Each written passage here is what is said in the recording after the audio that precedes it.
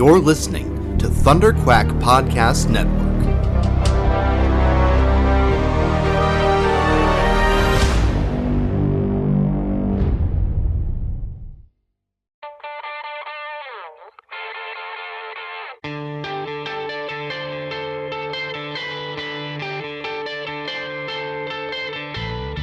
Hi, I'm Fabian Nicieza, and you are listening to the Epic Marvel Podcast.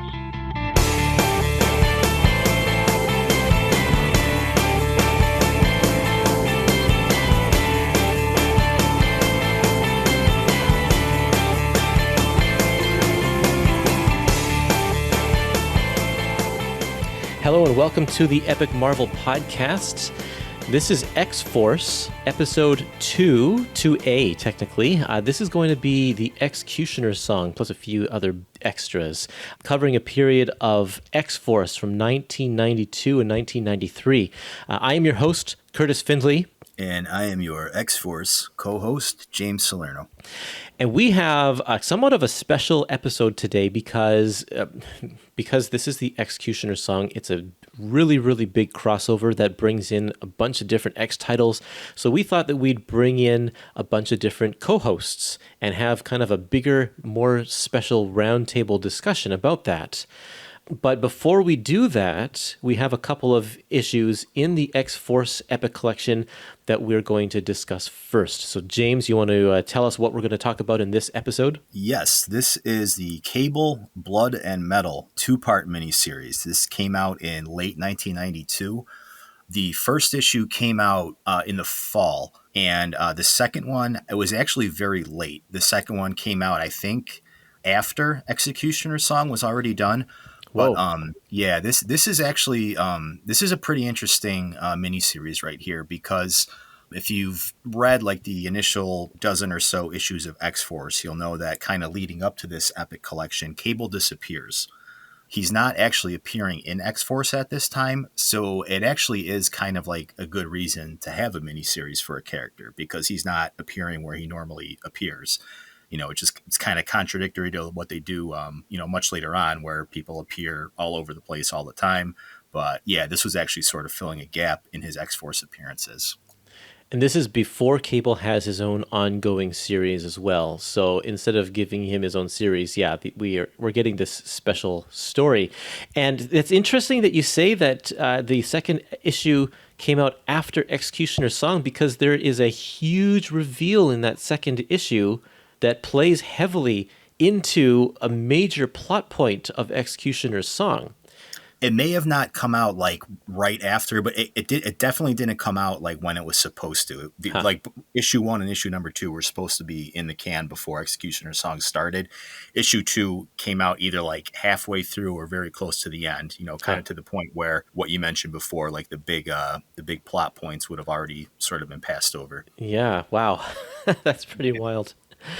Okay, so yeah, you mentioned that Cable's off doing his own thing. So at the end of the first X-Force Epic Collection, they have a big battle where Domino and Cable get separated from the rest of the X-Force team, and they say that they're going to go find Tolliver, who's kind of been a thorn in their side for a while. So that's kind of what they're doing in this miniseries here, and then by the end of the miniseries, Cable ends up in the future, and so he's not even present at all. But I have to say that I did not enjoy this miniseries. Really? For a number of reasons. I did not enjoy it because maybe it's just because of JR's art. And there are certain times when I really like John Romita Jr., and there's certain times when I just don't like him. I love him. I absolutely love him when he was doing Spider-Man, both in the 80s and in the early 2000s with Straczynski. But this one just didn't do it for me. I found that it was overly convoluted and too many sideways pages, and there wasn't a big enough distinction between the flashbacks and the modern day. I know that he used the device of making all of his borders black whenever he was in a flashback, but for me, that distinction wasn't obvious enough. And so there were times when I was reading whole scenes and I'm like, hold on a second, what time am I in again? And it just made it so that it wasn't an enjoyable reading experience for me. Did you Yeah. get that, or how did you feel about No, this? I could totally get it. I almost wonder if this was maybe something that was planned to be more issues. The fact that issue 2 came out late, and John Romita Jr. He's usually a pretty reliable guy. He doesn't Yeah. miss deadlines. So I almost wonder, what else was going on behind the scenes here. As far as like all the jumping back and forth, and going to the future, going to the current, going to the past. Yeah, it's definitely kind of hard to follow. I noticed though that I'm probably like a bigger Fabian Nicieza fan than most. He's the guy who wrote this. The thing that I like about this is that Nicieza is one of those writers that really does world building well. He's tackling a lot of stuff that's actually happening like in our real world, like the Iranian hostage crisis, the Afghanistan issue in the 80s. Yep. But then he likes to drop like little clues about what else is going on in the Marvel universe, and he's kind of he's always one of those writers who's not afraid to bring in just random references from some Captain America annual from 10 years ago or something. And Yeah. I kind of like that because like I like being rewarded as a reader, like seeing things that pop up again, and it's like okay, like it kind of makes you believe that yeah, like the Marvel universe is like a cohesive unit, and these guys are acting within the parameters of that world. So are you talking about Six Pack changing their name? I love that. Yeah. So Yeah. anybody, Silver Sable, she's a mercenary that first appeared in like the Spider-Man issues in the 80s. And she had like her own mercenary team called the Wild Pack. And I believe like she kind of ran like this country that this small European country, Simcaria, like like one of those fake Marvel countries where there's like dozens of them in Yeah. Central Europe somehow. Latveria. Yeah, they all kind of coexist like in that one spot.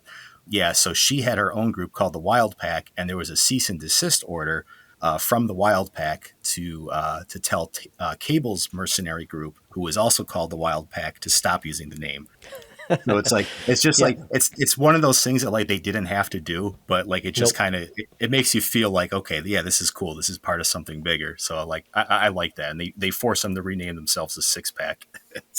But the nice thing also is that it's a very, very specific period of time because so there's two timelines kind of going on here. One is present day, a present day story, and then the others, it's not another story happening in one period of time. We're getting little snippets of like 10 years ago and 7 years ago and 5 Yeah. years ago. And so the moment where Six Pack has to change their name is a very specific point in time when, because Wild Pack wouldn't have existed 10 years ago, but they did exist 5 years ago. And so it's like, he paid attention to that. Like you said, Nicieza really thought about where he wanted to place that. And it was quite clever. I thought it was really, really good as well.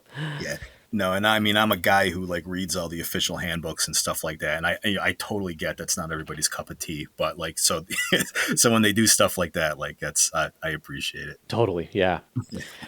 Can you describe the plot of this two-part story? There's kind of Yeah. two purposes of it, I think. So how do you describe it? Yeah, I'm gonna go through kind of summarize like issue 1 and issue 2 here because it does kind of go all over the place.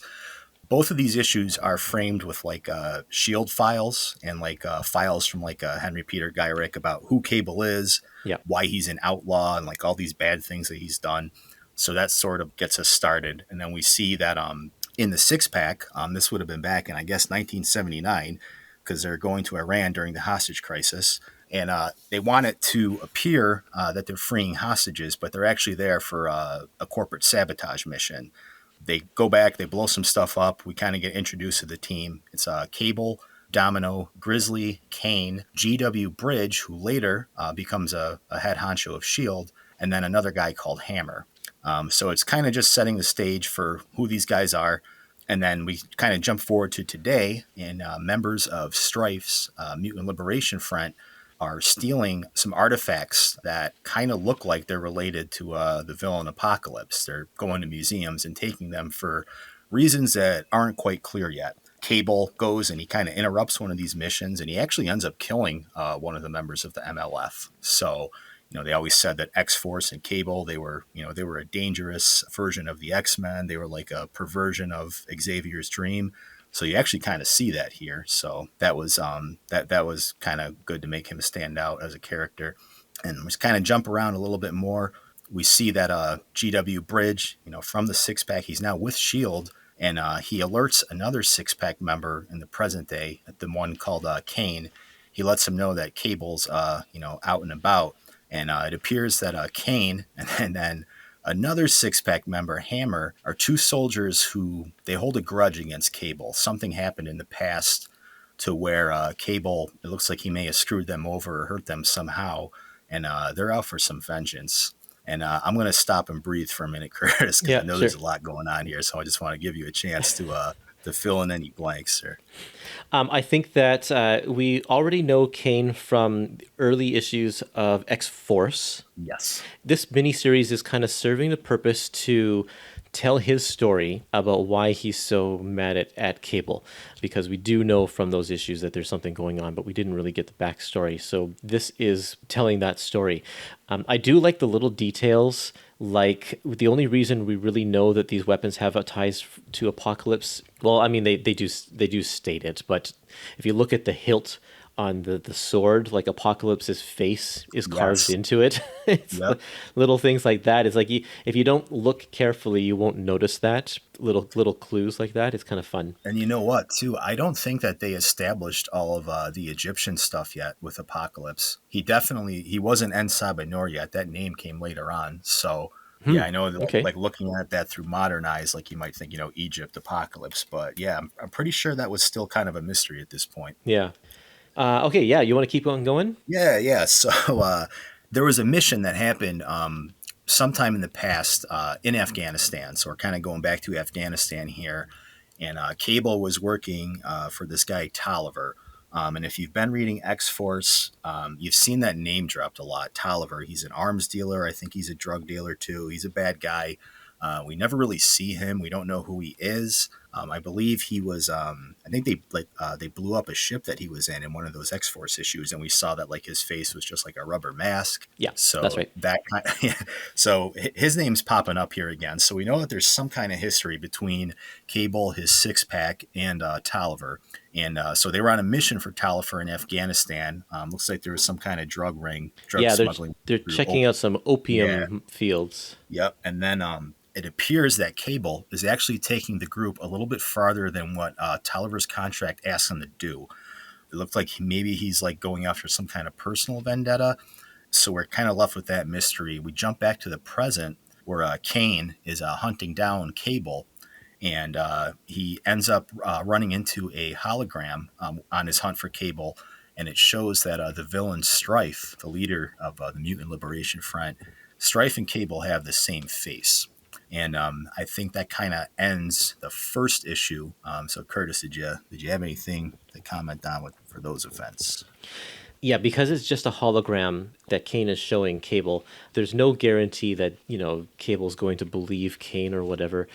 So I like the tension that it builds. I think that it does a really good job of, Cable he has no clue what's going on. He doesn't even know why Kane's attacking him or anything like that. And it's like, so he's just kind of defending himself. I really do think that, I think that I would enjoy this issue if we had a different artist. Not because I think it looks ugly, but I think that the storytelling, the way that he lays out his panels, is just not as easy to follow as I want to. This scene in the snow with Kane is fine. It's the war stuff with the Six Pack in Afghanistan that makes it a lot harder to follow. When he's adding so many characters, when he's fighting against the Mutant Liberation Front, it's just wild. Yeah. There's definitely a ton going on here. That might be why I like his Spider-Man work better, because I think he's better working with just one character. I also am not a fan of his work in X-Men. And, I'm just thinking now that maybe it's because I don't like him on team books. Really? Oh, okay. That could be it. I was going to say, I actually kind of like John a lot during this time period. You can watch him progress as an artist. Like when he goes from Uncanny X-Men to Daredevil, Like Daredevil, Oh, I he love him on starts. Daredevil. Yeah, he's doing like all this weird, like surrealistic stuff that Yeah. like Ann Nesenti's doing, where every issue is like this bizarre acid trip kind of Yeah. thing. So Yeah. his art starts to get really abstract during that time. And then I know he does a little stint on Iron Man. He does the Punisher Warzone.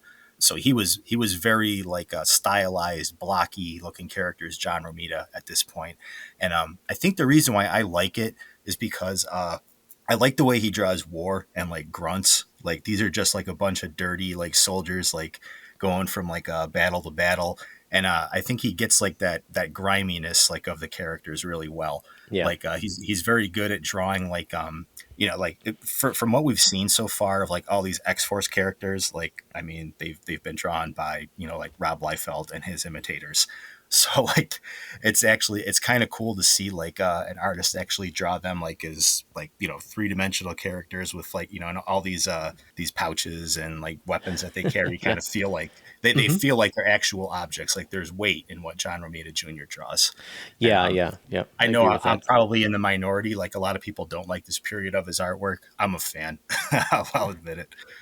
Well, and like I said, I don't think that it looks ugly. I just think that it's his storytelling that Yeah. suffers.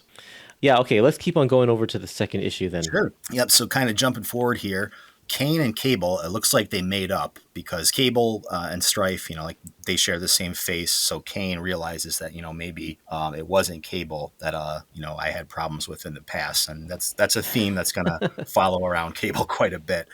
Yeah. So they go to Clan Yoshida in Japan. There's another artifact there that's going to be a major plot point, and this is kind of what I said before about the world building.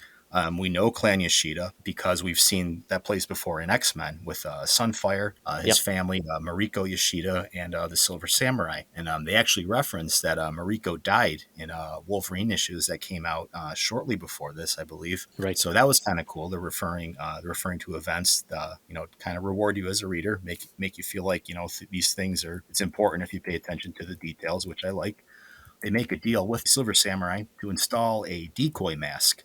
So they're going to take the real mask artifact and put a fake in place there. You have anything on that one? No, I like the cameo. I think it's just, like you said, a nice touch to bring some familiarity into a brand new character. Like Cable, even though he's been around for a couple of years by this point, he's still a mysterious guy, and all of his world, all of his Domino and Strife, still unknown. So I think including something like this is a nice buy-in for the X fans who are maybe on the fence about Cable still, and they're like, oh no, I enjoy this because there's some familiarity here. I totally get it because Silver Samurai's been around for a while. Yeah. And everybody in this miniseries, Cable, his Six-Pack Domino, everybody Strife, they've all been introduced like 1 or 2 years before this. So introducing a new character and having that character gain traction is hard enough, but introducing like 20 characters at the same time, that's very hard. So it is. I do appreciate like a lot of the little things that Nicieza does. Like he gives like these little bickering rivalries between them. Like we can tell that Domino, she takes no crap, and Grizzly's kind of like the big dumb guy. They joke back and forth, and it's kind of nice to see that he's basically been handed like these cipher characters, but he's trying to make them distinct and give them backgrounds. I think this miniseries is a real test about, do we care about Cable when we take the New Mutants out of the picture? Yeah, true. Yeah, because this is really the first time he's kind of just on his own with his own mythos and backstory. Yeah. Okay, so we're kind of jumping around a little bit more here in time. Tolliver appears to also have Strife on his payroll for back in that Afghanistan mission. Does it seem weird to you that Strife would be a stooge just protecting an opium route like this? It seems below his pay grade. Yeah, like he gets dressed up with this metal armor with a lot of spikes so he can... Like he's like a wannabe Dr. Doom type. Yeah, I don't know. It just seems sort of weird that he's like that. And I think that I found this because he appears in some issues of X Factor around this time as well, just before X-Cutioner's song. And in that one, there's one scene where the Mutant Liberation Front is on one side of Zero's portal and X Factor's on the other, and they're playing tug of war with Strife in the middle. Like Strife, they're trying to pull Strife. X Factor has his hands, and Mutant Liberation Front has his legs, and they're trying to pull him through the portal. And it's like, really, it's like, this big menacing guy shouldn't be treated like a rag doll in this. It's like kind of demeaning to his character, but they're playing it up for laughs. I kind of think they just didn't know what to do with Strife at this point. They had the mystery. They had the mystery about the faces, but they didn't know at all how they were handling the character. And you're gonna see that so many times over like this like early '90s period of X-Men, where somebody was introduced as a mystery. Maybe they didn't quite have that figured out yet on paper, and just run with it. Yeah.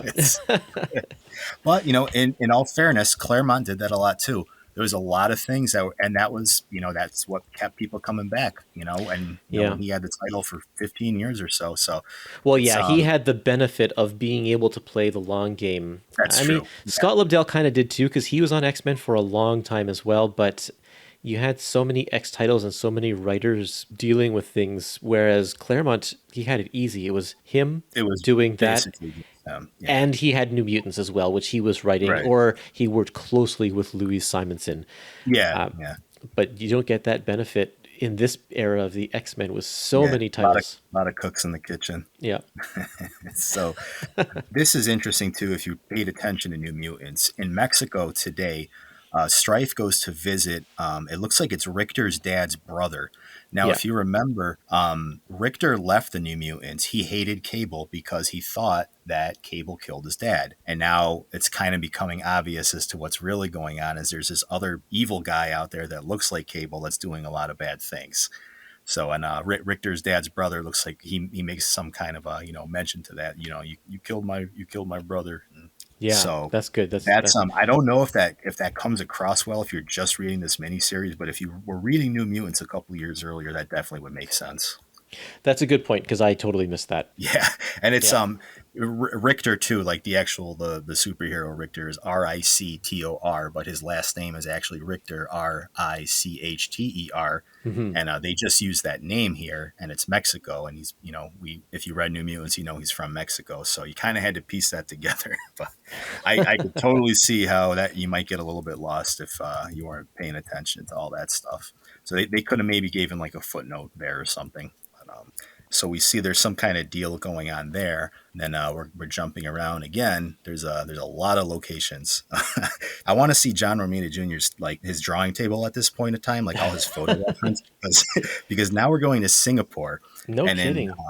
In Singapore, it seems that Cable's bringing his mercenary team into his own personal conflict with Strife. So it's not just like a business deal anymore. So there's a lot of mistrust that the Six-Pack has and what Cable is doing. And then we go to back to Mexico in the Yucatan Peninsula, where Cable and Kane are hunting down Strife today, and they're ambushed by the Mutant Liberation Front. Yeah, Hammer and Kane, they get, or actually, I think this was in the past. I'm sorry, Curtis. Here we go. See what I'm talking about? The past and the present. The Mexico thing, correct me if I'm wrong, that was a few years in the past, but not as far back as Afghanistan, if I'm not mistaken. So Mexico is all happening modern day. Okay. All of Mexico is modern day. Oh, okay. You know why? That's my bad, because hold on to your seat for a second, Curtis, because now we have to jump to Uruguay now. Okay. So there was another mission in Uruguay years ago where Hammer and Kane got sacrificed, where Cable was kind of put into a position where there was a disc of some kind of information. We don't know what this disc is. And he had to save a disc. He had to prevent it from getting into Strife's hands.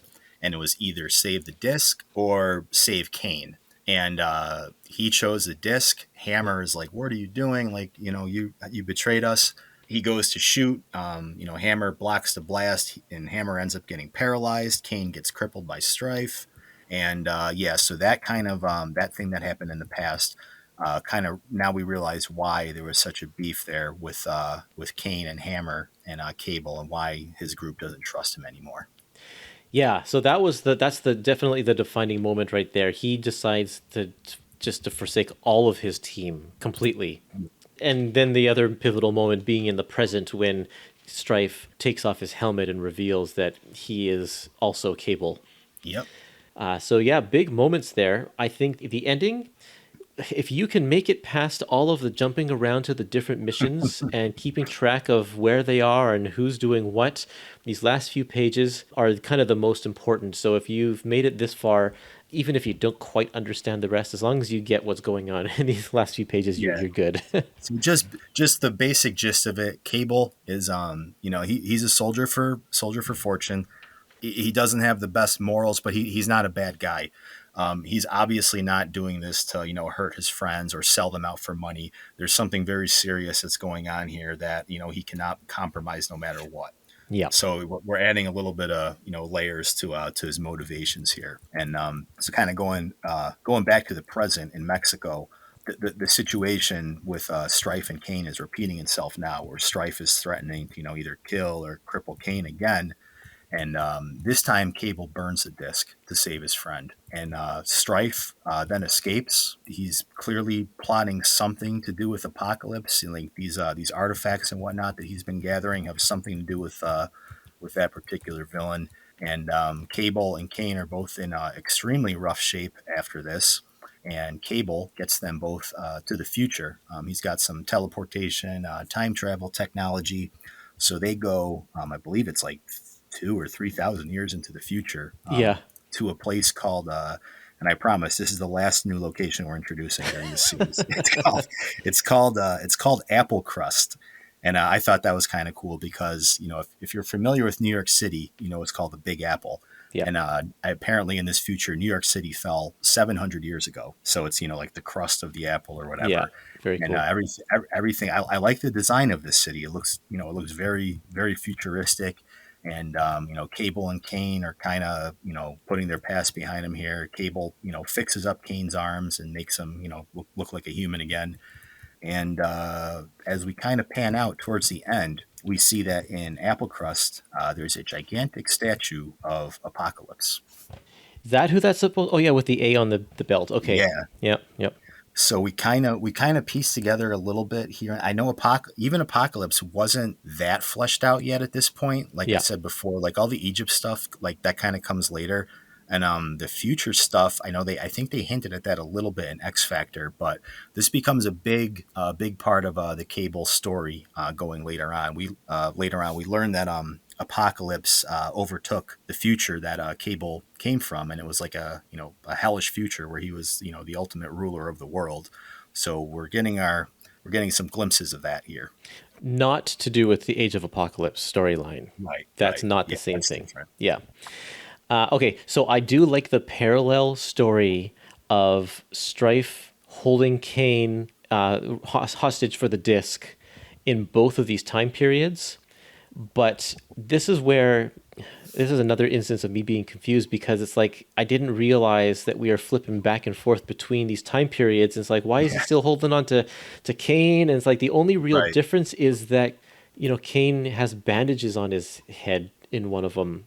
He's even still wearing this like red clothes, and I didn't find it to be a distinct enough difference to guide me through the fact that I'm looking at a different time period. Yeah, I totally get it. The Kurtis, I was kind of just a hot take here. It just came into my mind. Sure. Are you familiar with the sequel to the Godfather movie? Yes. Okay. Yep. Well, there's somebody did like an edit out there where they actually put the entire thing together chronologically. Oh, okay. I almost wonder if this miniseries, if you did that to this miniseries, and actually, would it make more sense? Because I think all the pieces are there, but I totally get how somebody. I mean, I was just looking at my notes, like reading this, and I was like, "Whoa, wait a minute!" And I just read this yesterday, so I understand how someone could get confused with all the jumping around. Yeah, maybe if issue 1 dealt with all of the flashback stuff, and we ended with Cable leaving his team to be buried underground or whatever. Yeah. Like that's the cliffhanger. And then the second issue, flash forward to present day, history repeats itself, or Kane catches up with them or whatever, and history repeats itself. You have that Kane Strife ending at the end of each issue, and you still can tell that story. Yeah, that might have been cool. I don't know. That's a good thought. Yeah, something to think about, I guess. Wow. Yeah, overall, talking through it, I think, is an important part of the process that I just didn't get when reading it, because there's a lot of great stuff in this miniseries. Like, a lot of great stuff. The idea, the concepts are really good. I think I have a new appreciation for it, having had this conversation with you, James. So thank you for that. Well, if I can find these in a dollar bin somewhere, I'm gonna like go and cut them up and see if I can make like a director's That cut. that's awesome. Yeah, and I also, Curtis, I own this back when I only owned like 12 comics total. Oh So yeah. I read this like 400 times when I was a kid. So Okay, so you're very familiar yeah, with it yeah. as well. But I can see. that's a criticism of Nietzsche is that kind of follows him throughout his career, is that sometimes he gets a little too cutesy with like the complicated, like jumping back and forth and trying to get this object and that object. They call it like the MacGuffin Yeah, object. right. So you can definitely see some of that here. But Okay. I did like how it set up X-Cutioner's song. Yep. I love when they play around in the Marvel universe as like a whole and showing some the geopolitics of the Marvel universe. So that part I really enjoyed. I always thought that he did a good job with that stuff.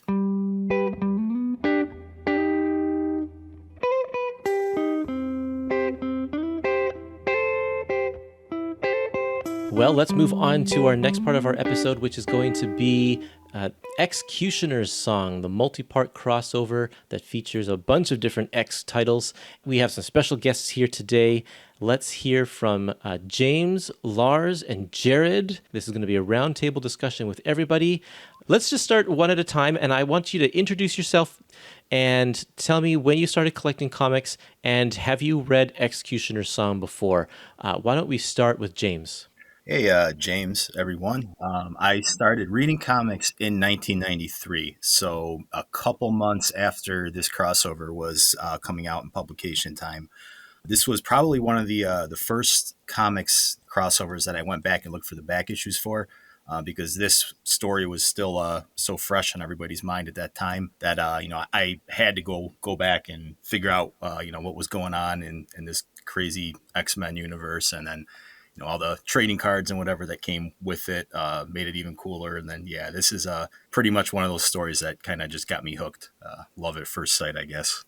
Nice. How about you, Lars?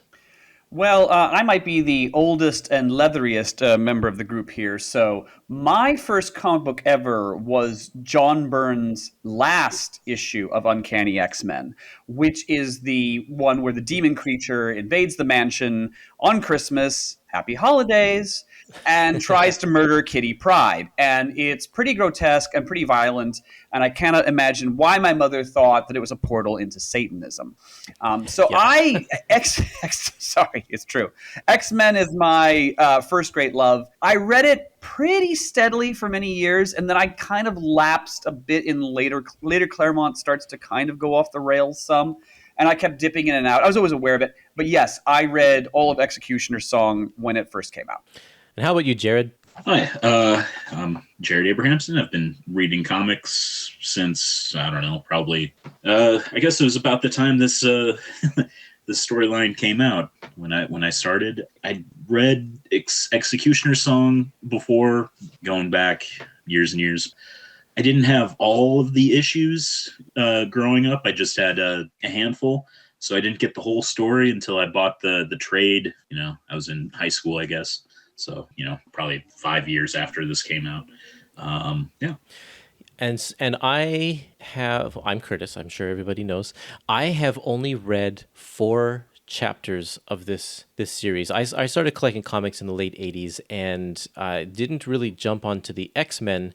And especially didn't jump onto X-Force or X-Factor or any of those other X books. I was mostly kind of a Spider-Man guy. But when X-Men #1 hit the stands and it was super popular, I spent my measly allowance and bought a bunch of those issues. So I looked back in my boxes just before I got on this show here, and I have all of the X-Men chapters of X-Cutioner's Song, plus chapter 1, the Uncanny X-Men issue. And that's all I've read. I've read 4 random chapters of this miniseries when I was a kid. And Well, Curtis, yeah. you know, everybody bought those issues thinking that, you know, eventually they would get rich off them and send their kids to college. So do you expect to, you know, sell these valuable items, which are like gold, to send your kids to school? I guess it depends on what kind of school my kids want to go to.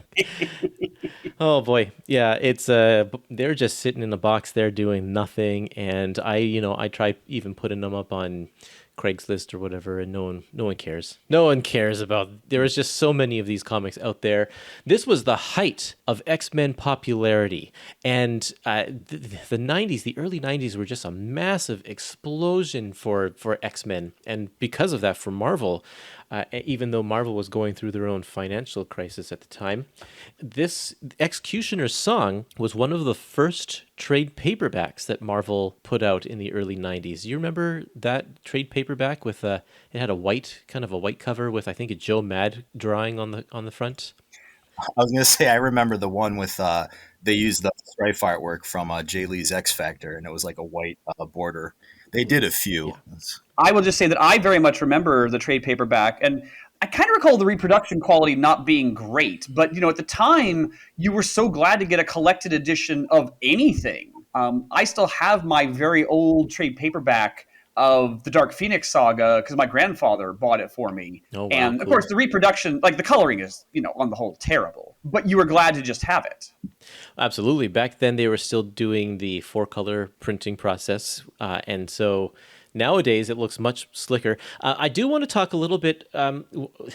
This story, X-Cutioner Song, is now being reprinted in X-Force Epiccollection Volume 2, and soon it's also going to be in X-Men Epiccollection Volume 21. They're both called X-Cutioner Song.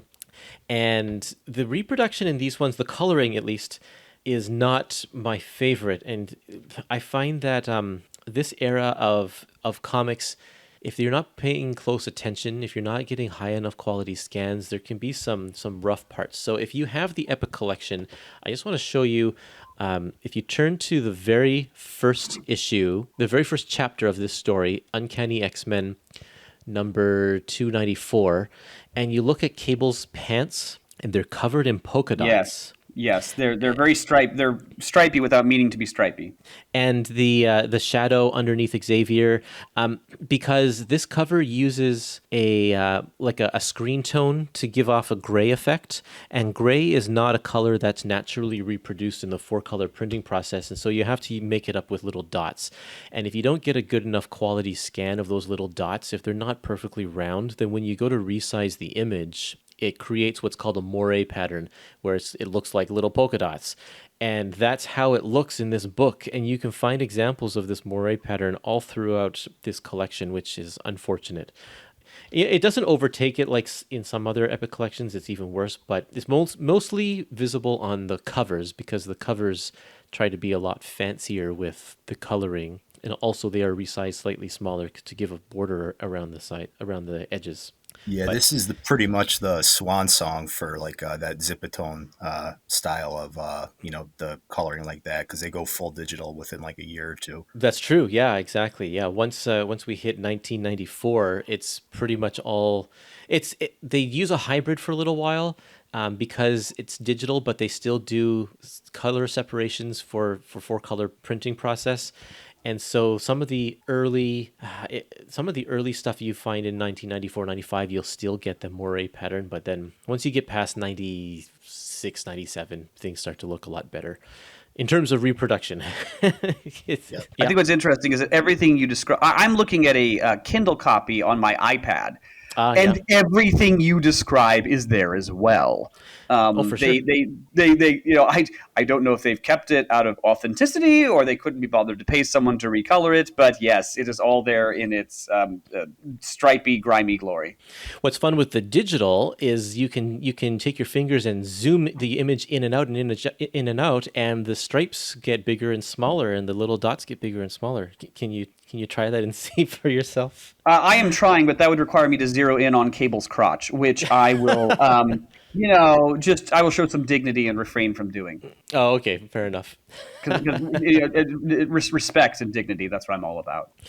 Okay, so I want to talk about, before we jump into the issues, I want to talk about what is happening in the world of X-Men in all of the X titles to bring us to the point where we need to have a huge multi-title crossover.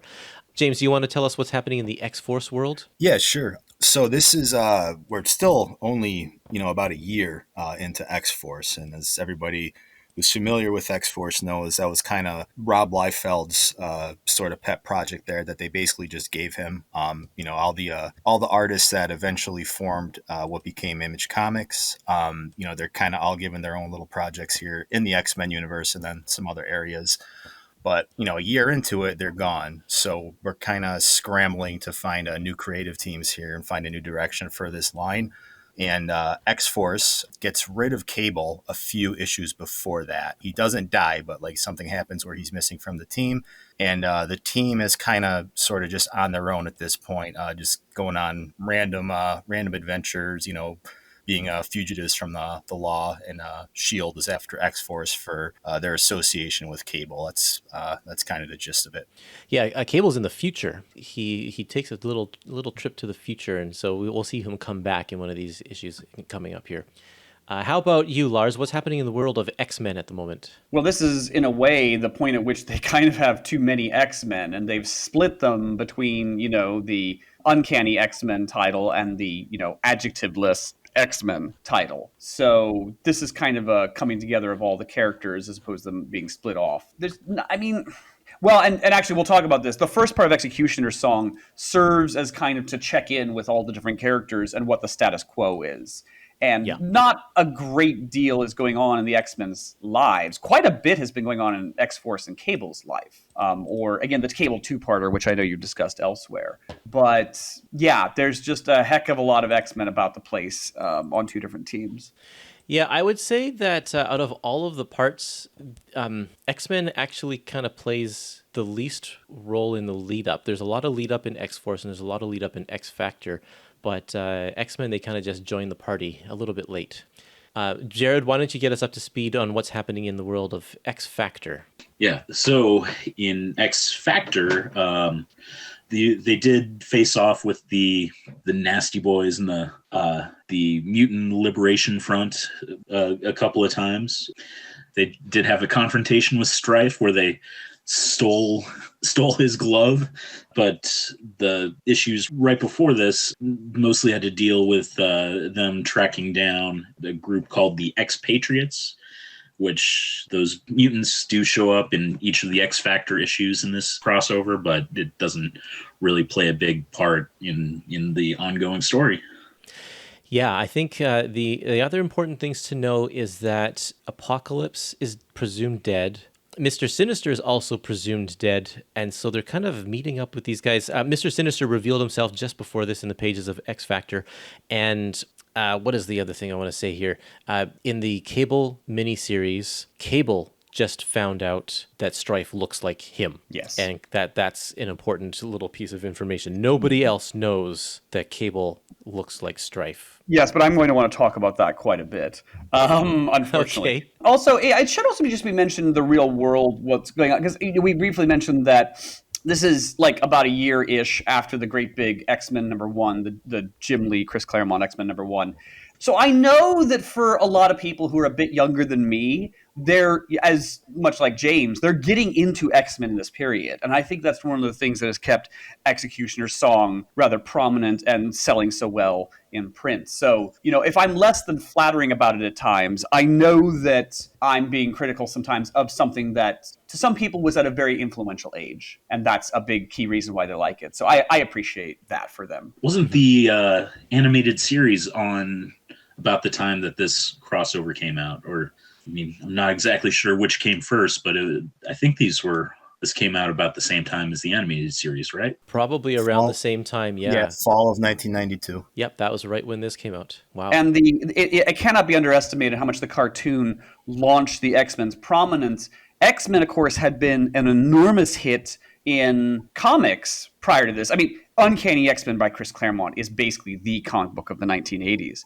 However, it still didn't have any mainstream prominence, to the point that I remember very distinctly there was a member of the University of Iowa basketball team who was so wonderful. They called him the X-Man. And when sportscasters would talk about this, they felt the need to pause and explain to the audience who the X-Men were. This is in the 1980s when the comic is a huge hit. But the cartoon really ratcheted things up. It's true, yeah. To the point where Cable starts to make appearances in the cartoon not too long after the show starts. Actually, it probably was the second season, wasn't it? I think, but... Okay, so I have some listener comments. I asked on Facebook and on Twitter and on Instagram for people to give their comments about this story and about the X Factor epic collections in general. Thumbs Up 1981 says, this story, along with the death of Superman, pretty much cemented my lifelong love for the medium of comics. I was 11 in December of 1992 and remember reading the last 4 parts in the car on a road trip to visit my grandparents for Christmas that year. Easily one of my favorite X crossovers. Couldn't put them down. I'm glad that this epic includes the Cable miniseries. It helps give the story a context I didn't notice before. Why I love epics. I reread this recently when the epic collection was published as an adult and was a bit more disturbed by Strife's treatment of Scott and Jean. He was definitely working through some issues. A great epic. Mm-hmm. Yeah, thanks for that comment. We have one from Sean. He says, I really enjoyed this era of X-Men and thought that Lobdell, Nicieza, and Harris did a good job keeping it all together after Claremont left. I liked how this story started small in X-Force and it actually had a resolution in the crossover. I enjoyed the filling in of the Cable backstory while not letting us know who he was, although we all knew who he was. It's some pretty good art too. Josh says, I avoided this era of the X universe like the plague as a kid, despite my love for the 90s cartoon. I didn't like the art and found things very confusing. The epics being a great way to jump into reading unfamiliar stuff that they are, I found myself quite enjoying this era after all these years. As 12-part crossovers go from the 90s, this is pretty good. A better volume than Volume 1 of X-Force, mainly due to the zero Liefeld art and layouts. Somebody had to put a Liefeld dig in there somewhere, right? Yeah, the interesting point is, of course, when we talk about, when he says Claremont left. Well, yes, this is true, but what seems to be increasingly the case is that, Jim Lee's voice was getting so big and some of the other artists' voice was getting so big. I mean, Claremont was still there, but you get the impression he was increasingly not being listened to. He was not really driving things as he had been. Prior to that, when it became clear that John Byrne wanted to do his own book, they're like, well, John, maybe you'd like to do Fantastic Four, and then Claremont could stay in place. But here it was kind of clear that Claremont's not calling the shots as much. Yeah, it definitely turned into a way more artist-led production than a writer-led production, which I think the writers took a lot of prominence through the 70s and the 80s. The Marv Wolfmans, the Archie Goodwins, and Jerry Conways or whatever, Roy Thomas, but yeah, once Jim Lee kind of entered the scene, and maybe Rob Liefeld is to blame for this as well. Like all of the Image guys, the artwork really captured the audience attention in a different way than it had before. Yeah, the artwork really was selling the books at kind of up to this point. I don't really think there's any denying that. And then also keep in mind too, this is when we're a couple years into Tom DeFalco's stint as editor-in-chief. And one of his big missions was to really market these books and get as much money out of it as he kind of could. That's why the line really explodes now to the point where there's so many X-Men books. You got 4 Spider-Man books. And yeah, well, and you say you milk it for all it's worth, but he kind of had to. I mean, Marvel was going through some I don't disagree. Yeah. He was doing everything he could to keep Marvel afloat, and X-Men was kind of almost single-handedly doing that for the longest time. Yeah, it's just a different tone from the 80s where there was more of like a creative sort of focus, like, kind of under like the Jim Shooter years, keeping things limited to, a certain amount of lines. And if you are going to release side projects here and there, they made them like kind of like a big special deal.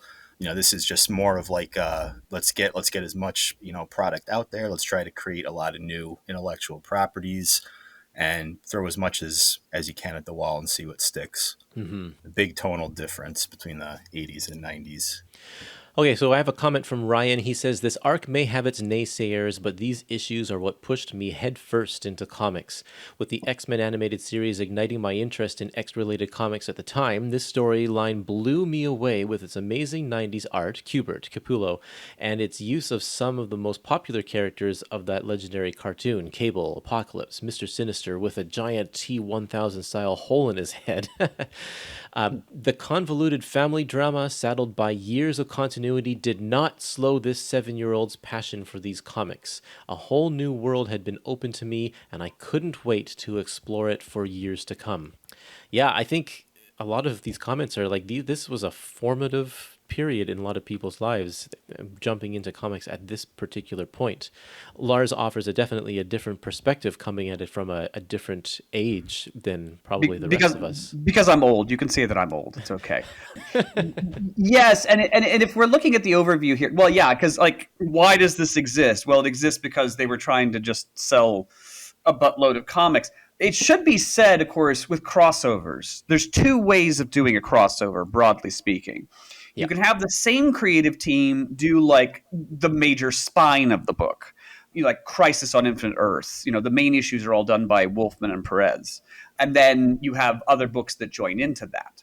Or option B, which this is you have different creative teams basically do different chapters. And I think in a way that doesn't do it any favors. You have the same problem with other crossovers, because if you like one creative team, well, they're only going to be around a third of the time or a fourth of the time. And that constant shifting of tone doesn't necessarily help.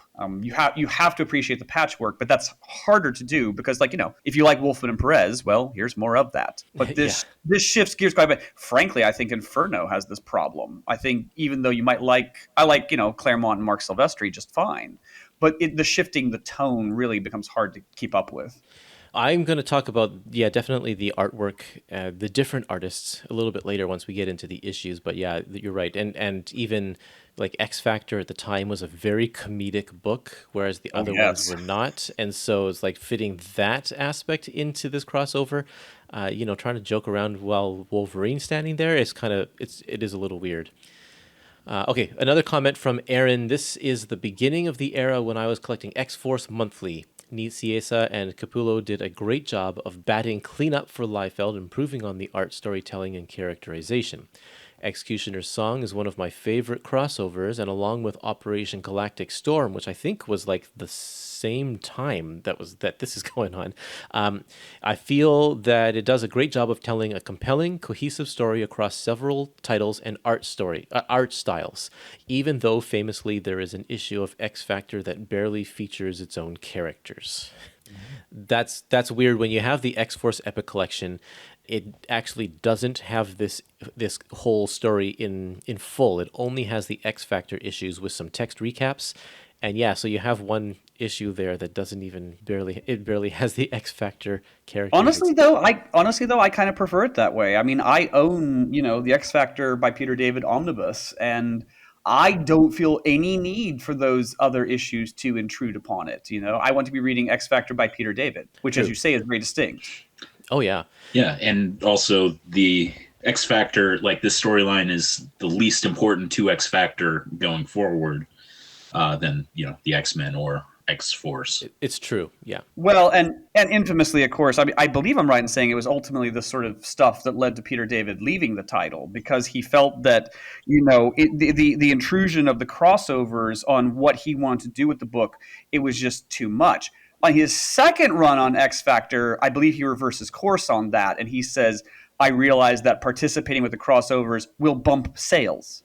And as of my book, and as sales always go down over time, not participating in the crossover would, make my sales get soggy, and that's not good either. Yep. It's true. It's true. Okay, we're spending a lot of time on comments because a lot of people had stuff that they wanted to say on here. I just have a few more. I'm going to kind of plow through them here. I have one on Twitter from Shatterstar Poetry Jam. says, yeah, I know, great title. The Jay Lee issues of X Factor are some of my favorite comic book art ever. There you go. And then Tom says, X-Cutioner song came at the height of my comic collecting fever when I was 10, 11 years old. Fridays were New Comic Day back then, and I remember going after school to the corner store to see if another issue was out. The bags, the trading cards, the pouches. Yeah, we never talked about that. Each of these issues was individually bagged with a trading card. That's how much they wanted to pump up this crossover. It was nuts. Yes, you're right. Which meant that, I couldn't just go to 7-Eleven and flip through it on the stand. You have to actually buy the issue. I believe they still cost the same though, right? Yeah, From month to month. So at least there wasn't like an increase in price to. Yeah. I worry that since we're into I say this so as a former price guide manager for Wizard Magazine, I worry that since we're now into the age of the bubble, that the clear and obvious intent was to force people to buy 2 copies of every one to keep polybagged and one to open and read. Ridiculous. Yeah, you're absolutely right. Funny you mentioned that. I remember back in the day there was like there was something in Wizard that said like kind of to what you were just talking about, how to reseal the polybags, like to hold a lighter like 2 inches away. After you cut it with like an X-Acto knife, and you could kind of do like the little crimp on like the plastic edge. That is, if it can be done, that's a brilliant idea. I wonder how many comics got burned. How many houses burned down because children were trying to re-polybag their X-Cutioner song. Well, I wonder how many people are trying to pull that past the CGC guys now. Well, sorry, I hate to name drop. I have been. Well, I was in the CGC vault ages and ages ago, and yeah, they will not be fooled. That's so funny. So the trading cards are reprinted in the Epic collections. You can actually see the ones. I don't know if all of them are there, but at least the ones that relate to X-Force are in this Epic collection. They're all there. Yeah, they're all there. Awesome. Yeah. That's very cool. I do have 2 copies of Uncanny X-Men number 294, one open and one not open. So See? Yeah, I know. It worked. It did. Yeah. Well, and that's the whole point of variant covers and all that kind of stuff. In the Epic collections, maybe they should have had the perforated edges around the trading cards so you could, separate them. But yeah. Yeah. Okay. Two more comments here. Simon says, after hearing how terrible this event was supposed to be, I feared the worst, but I have to admit I really enjoyed it. And these early X-Force issues are now a guilty pleasure of mine. And I can't wait for the next Epic collection to be published. Last comment, the art is fantastic. Lovely to see some origins of Greg Capullo here, and JR is always a pleasure. He's the one that did the Cable, Blood, and Metal miniseries. X-Men really got the best up-and-comers at this point art-wise, and as far as the story goes, I enjoyed it a lot. Perhaps it reads better when binged, though. I didn't read X-Men in the 90s, so I don't know how it felt to read these stories monthly.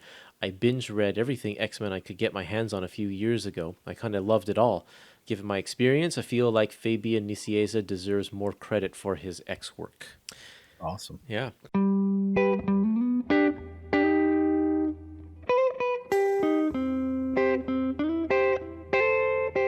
Okay, that's all we have for comments, and we've spent a lot of time with the preamble. I think we should probably get into talking about the issues. We are going to talk about just the first 6 parts in this episode, because with 4 of us talking, it's going to take us a long time to get through all of these issues. So we're going to do the first half in this episode, and then in the next episode, we'll deal with the last half. And since we all sort of represent a different X title, Jared is my X Factor co-host on my X Factor episodes, and James is my co-host for the X-Force episodes. And Lars, you're going to do some X-Men with me. So I think we're going to each introduce our respective X title. And that means we're going to start with Uncanny X-Men number 294. So Lars, can you give us just a 1 or 2 sentences to give us a recap, and then you can start us off with your thoughts about this issue. Yeah, I mean, this is basically opens up as a slice of life story, just kind of checking in where all the different characters are. And it happens that Xavier is going to give a little public talk on, kind of mutant harmony and diversity and tolerance and inclusivity and acceptance. He's doing it at, I believe it's at a Lila Cheney concert. That is her name, right? Lila Cheney, yeah. And some of the X-Men are there guarding him, although they're not going to be doing a very good job here. And some of them are like, we're just checking in with the characters because, Colossus and Iceman are off buying groceries. I love it. So it ranges all over the place as to where the characters are. And then quickly the summation would be that, Cable, or so it appears, shows up and publicly tries to assassinate Professor X and quickly escapes. And meanwhile, the four horsemen of the apocalypse, for unknown reasons, capture Cyclops and Jean. And that's it. Yeah. Do you want to give us your thoughts on this issue? Yeah, I mean, okay, so again, I read this when it was coming out, and I really enjoyed this issue. I think that Brandon Peterson's art, I quite enjoy it.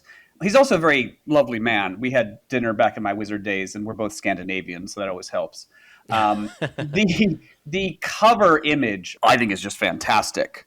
Cable standing there over Xavier's smoldering body. That is just a very powerful and arresting image, and I'm really glad they used it on the cover of the X-Force Epic Collection because it really is, draws your eye. Yep. Cable's head seems to be a little too small. This is always the problem in the era. The heads were always too small, but it was the 90s. So, great cover shot. I could just imagine people, viewing this on when it came out in the day, because Cable was sort of still an unknown. He was pushing the envelope of things that the rest of his team were willing to do. And to see him actually taking out Xavier, it's like, whoa, it's not out of the realm of possibility that this is actually kind of real. Okay, we'll get to that. I politely disagree, but we'll get to that. Yeah. Okay, sure. And the slice of lives, I mean, some of them are like, Colossus and Bobby are buying groceries. One of the ones, it's not necessarily handled all that well, but that I do kind of enjoy, is that Jean, being a telepath, catches Cyclops kind of daydreaming a bit salaciously about Psylocke. Yeah. And she gets ticked with him that he's daydreaming about Psylocke. And, they've always alluded to the fact of the difficulty about dating a telepath. And this would be one of them. Because it's a very, I know we're dealing with mutants. It's a very human moment where Jean, is wrestling with the fact they say, why are you daydreaming about Psylocke? Of course, the obvious response to that is no matter how much you're in love with somebody, you're going to daydream about someone else at some point. This is what we as people do. I happen to be married for 20 years, and, it's occasionally you think of someone else. So I thought that was a very nice moment between the two of them. There's an X Factor insert that, tries to be a bit jokey, as it were, because X Factor's jokey. I do worry that, if you didn't know who the Horsemen are, there's really no explanation for that here. And also, they're not really working on behalf of Apocalypse, which is also a bit strange.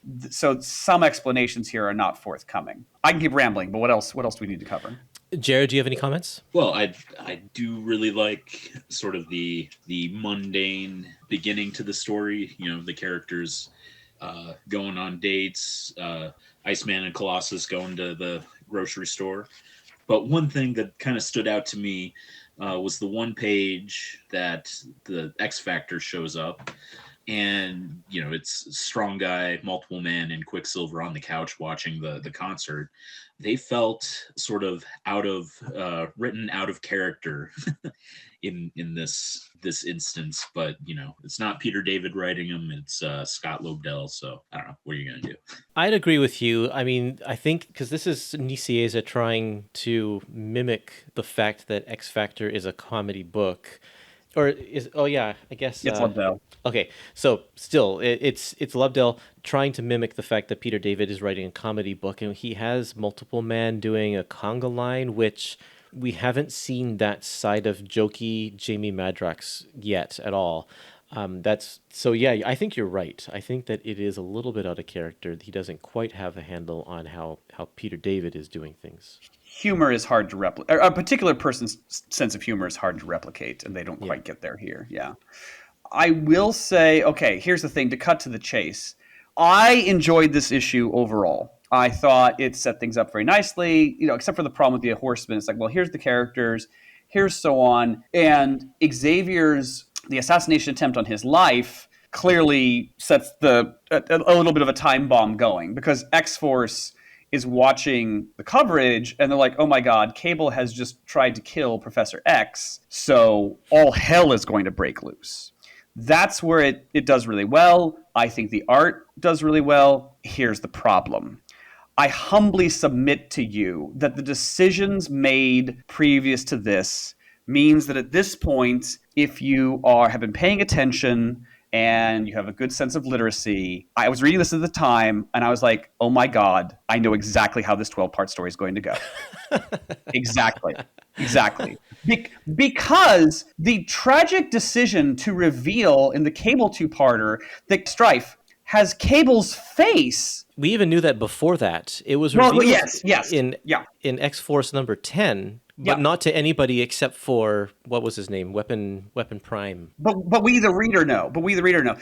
Here's the thing. The setup to this, it was a tragically stupid mistake to reveal that Strife has Cable's face, because the moment that is known, you as the reader go, well, the obvious explanation here is that it's Strife pretending to be Cable, and the story in no way disappoints on that regard.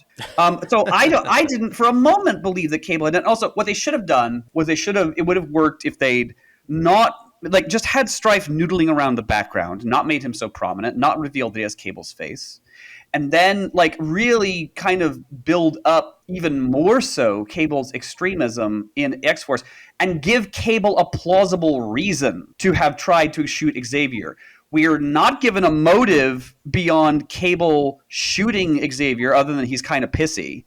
And the obvious scenario, I was like, oh, well, the next 12 issues is going to be the X community is going to go after X-Force. They're going to punch each other up. Strife is going to interrogate Scott and Jean, and there's going to be the finale, the end. And that was with no foreknowledge. Spoiler alert! Holy cow! Look.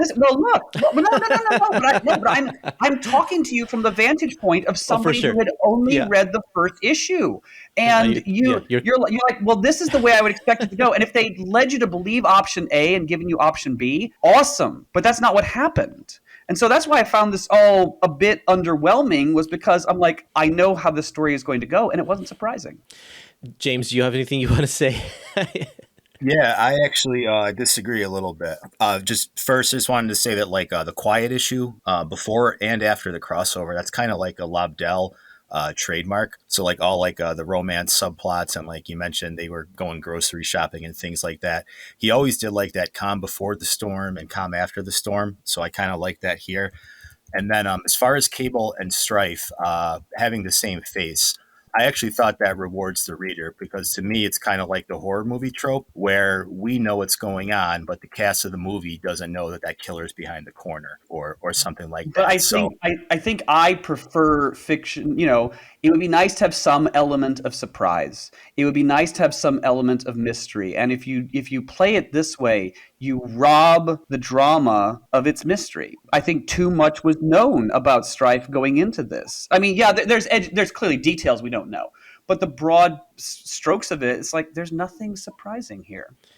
Except his motivation. I mean, literally kind of the only thing we know about Strife is that he looks like Cable. Yes, but the moment you know he looks like Cable, because you presume, either he's a Cable clone or Cable is the Strife clone. I mean, this is the most obvious explanation, and they don't deviate from that. So why does he have an interest in Scott and Jean? Well, he's a Cable clone, Or he's from an alternate timeline.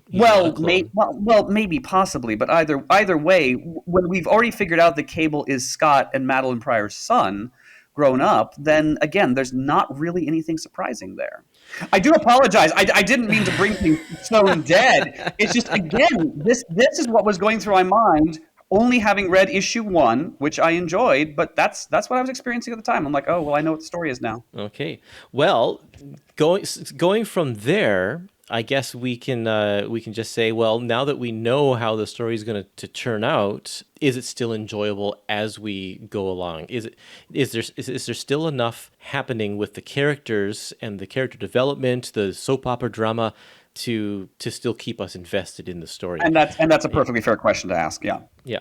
Okay. A couple of things that I really like. I really like the page where Xavier gets shot because the background is completely red.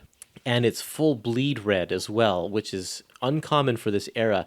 So it really, really highlights this pivotal moment in the story. I think it's quite well done, and yeah, it just stands out to me as a highlight. I think Brendan Peterson, I like how his art eventually turns out. I find that here he has a lot of odd proportions. Like you said, the heads get really, really small in this era, and I think Brendan Peterson falls into that trap a lot. Kind of some stiff, awkward poses. The interesting thing about the artwork in this collection is that the three people here, Brendan Peterson, Andy Kubert, and Greg Capullo, are all sort of in the same Jim Lee school of comic art. And so the only person who really sticks out is Jay Lee, who has a very, very different tone. So I think it all works well together. Like you were talking earlier, Lars, about the tonal shifts between issues. And I think that for the most part, it actually is fine, except for the Jay Lee issues, which I'm not knocking him as an artist. He's fantastic, but they do stick out quite a bit. Well, no, and I would concur with your listener who was praising Jay Lee's art here. No, I think Jay Lee's art on X Factor is like really good. But because it's like 3 parts of a 12-parter and it stands out above what's around it, that becomes a bit of a problem. Because you start and go, I'd like to see more Jay Lee, please, and you can't. I also like the moment at the end where the X-Force team turns on the TV to see the news report about what their leader has done. And here's where we don't know what's going to happen. It's like we know, so you know the big secret about Strife and Cable or whatever, but you don't know how people are going to react to it. You don't know how the writers are going to present that kind of information. So like, what is X-Force going to do about the fact that their boss killed Xavier? Okay, let's move on to X Factor number 84. Why don't you take this away, Jared? Sure. X Factor 84, titled Tough Love. This issue starts out with Professor X in the hospital, and the X Factor team is there, and the X-Men. They send Wolfbane and Strong Guy out to do reconnaissance at the place where Professor was shot. And meanwhile, the X-Force team show up and they have a big old fight. But X-Force escapes at the end. And do you want to give us your overall impressions of this issue? Oh, yeah. I enjoyed this issue. I think this, out of the whole crossover, this felt like the most X-Factor issue. And also, well, the cover is the last Larry Stroman cover. That he did, yeah. But anyway, the art by Jay Lee, I think, is very, very striking, very very different than the rest. But it looks very cool. I do enjoy the little fight that Wolfsbane has with Farrell, who I've always thought is the cheap knockoff of Wolfbane, Wolfsbane of Rain. So. Anyways, but yeah, I think it's a good, solid issue, the next part of the story. Okay. Lars, do you have anything you want to say? Well, I think the Peter David Jay Lee issues are the strongest issues in this entire story. Now, there is a big shift in tone, and we were talking about this, that, some of the artists, like you could argue there's not a million miles in style between Brandon Peterson and Andy Kubert, but there sure as hell is a million miles in style between the others and Jay Lee, which is fine for me because I really like Jay Lee. But if you prefer Andy Kubert, then you might not take to this. Jay is so stylized, and his work, the thing is, it doesn't always make sense. It gets a bit illogical, but that's okay because art isn't supposed to always make sense. That's why it's art. There's a scene where Havoc has, for no reason that I can figure out, dropped into a crotch shot. He seems to be morphing out of proportion for reasons I don't know why. And he's like twice as big as Polaris, who's like sitting down for some baffling reason. It makes no sense, but it's pretty great. It's pretty awesome in its own way. So yeah, I really, really like what he does here. Yeah, just one note on the artwork. I really love that Jay Lee really leans into playing with blacks, like his spot blacks on every page are just incredible. This is the age of cross hatching. When you look at all of these other artists that are in this book, along with like even Rob Liefeld and everybody, they love the cross hatching. But Jay Lee doesn't really embrace that at all. He favors his solid blacks. And the colorist really plays off of this too. The colorist in this one is Brad Vancata. And if you look at any page, especially the ones in during the fight scenes where they're in the moonlight, Brad is choosing to use a lot of solid white shading, solid white, as a counterpoint to all of Jay Lee's solid blacks, and it looks really, really cool. I think it's quite striking, and he even like chooses very bright, bold colors for his backgrounds. If you look at on page 141, there's a vertical panel on the left where Cannonball is saying, "Farrell, let her pass." The background there's no backgrounds. It's just a solid kind of a dark green color, and it stands out. And you won't see that green in any of the other chapters. None of the other colorists will use that as a background. It's quite striking, and it goes along with Jay Lee's striking style, his own striking style. Well, and in a botched version of this take, Kurtis, you were talking about how, Jay's use of, well, either Jay or the colors. I presume this has to be Jay. Use of lighting. There's a group shot that looks really great, and only Wolverine's face is blacked out. You only see his teeth and his eyes. Everyone else is floodlit. They look like they're fighting the Battle of Helm's Deep or something. But Wolverine looks like he's dunked his face into a bucket of black ink. It makes no sense, but it's awesome. It's really awesome. It does. I kind of want to get the original and own that page. It just looks great. You know what I think happened is I think Jay Lee probably drew a really amazing face on Wolverine, and then the inker Al Milgram accidentally ruined it, and he's like, "Oh shoot, what am I gonna do? I'll just fill it on all black." Yeah. Oh no, that looks really cool. That works. Speaking of art that's illogical, I'm just looking at here. How can Rogue have that much hair? That's an incredible amount of hair. It looks like she's actually, she doesn't have hair. She has a bear pelt thrown over her. This is definitely part of like Jay a Lee's cape. style. Yes. Yes. Her hair has become a cape. That's really strange. But no, great shot. It's awesome. I also really love Peter David's sense of humor. X Factor at this time is a comedy book, and all of his characters have a really great sense of humor, a unique sense of humor, each one of them. In this issue, I feel like he really dials back the comedy, probably because none of the other books that are in this crossover are nearly as funny, so he's trying to keep it in check a little bit.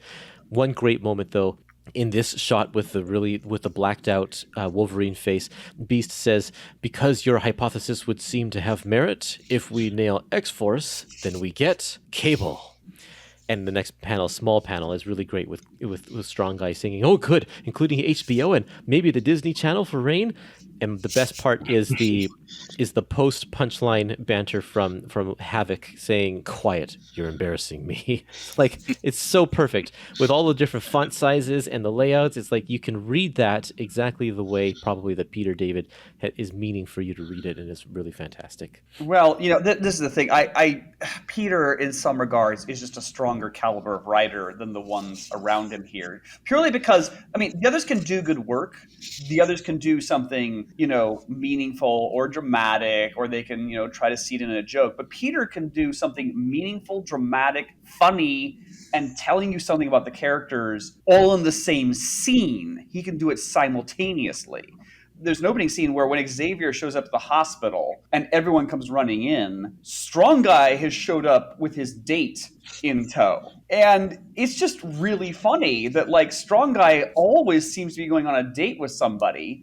And Val goes, "Well, we tried to call you, but your phone was off. Why was your phone off?" And his date goes, "Because I didn't want to be interrupted, And then she goes to Strong Guy, "Did I cupcake?" And Peter's decided that Havoc is the straight guy, because Havoc goes, "Guido, go do this because I ordered you to cupcake."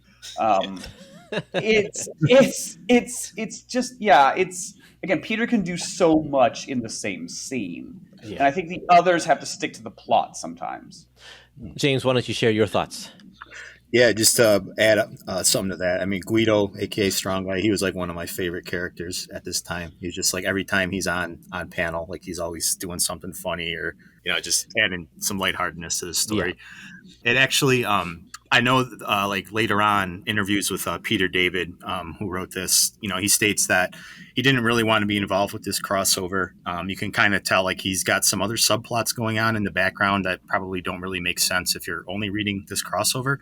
But it does actually make sense that X-Factor, the government team, would go after X-Force because Professor X, he's still kind of a bigwig in the federal government. He's got a lot of friends there. So, if there's an assassination attempt on him, they would probably send X-Factor to go figure out what's going on there. So that part actually does make sense. And I also like that we have so many teams bouncing around. There's a lot of characters in this crossover. Yeah. But there's also a lot of attempts to not let people just get lost in the shuffle. And I know that, it's very hard when you got 30 or 40 characters you're juggling around. But, especially here, they play on the fact that Rain, Wolfsbane, she's basically brothers and sisters with all of these X-Force members that she has to fight now because, they basically grew up together when they were all in the New Mutants. So there's some tension there, which I do appreciate. You don't always see that in crossovers that have to, juggle this many characters around. And I like there's also a twist here that Mr. Sinister is posing as Apocalypse. So that kind of it makes it feel big. Like there's a lot of villains on the skirts of this crossover. And you see how Scott and Jean are delivered to Sinister in the end here. With these canisters over their heads. Yeah. Like, oh, poor them. It's just to prevent them both from using their powers, I assume, or something. But in the end, we also find out that that Professor X is infected now with the techno-organic virus that has ties to Apocalypse. So something's happening here. Something big is brewing. But that kind of takes us into the next issue, X-Cutioner's Song Part 3. This is X-Men number 14. This one's called Fingers on the Trigger. And this is the debut of Andy Kubert as X-Penciler. So that's kind of cool. With Mark Pennington as his inker. Xavier's brought back to the mansion where Beast can start to do some experiments and help him out, try to keep the techno-organic virus under control. Bishop is a self-appointed bodyguard. I love his attitude. He's such an over-the-top character at this point. But all of the X-Men and the X-Factor are at the X-Mansion right now, and they have to decide what their plan of action is. So they kind of split up. A bunch of them go off to look for X-Factor because they get a bead on where he's going to be. And meanwhile, Sinister makes an exchange the bodies of Jean Grey and Cyclops for some sort of genetic matrix that we don't know anything about quite yet. But he's delivering them to Strife because you see Zero is the one who comes through the portal with that. So that means Strife is behind them. And then we also get the cameo appearance from this other group of villains called the Dark Riders who revive Apocalypse to let him know that someone's doing stuff in your name, buddy. It's not cool. And also Cable comes back from the future. He was in the future at the end of the Cable 2-part miniseries, and he's come back to find out that he is being accused of killing the professor. Holy cow, so much is going on here. It's just amazing.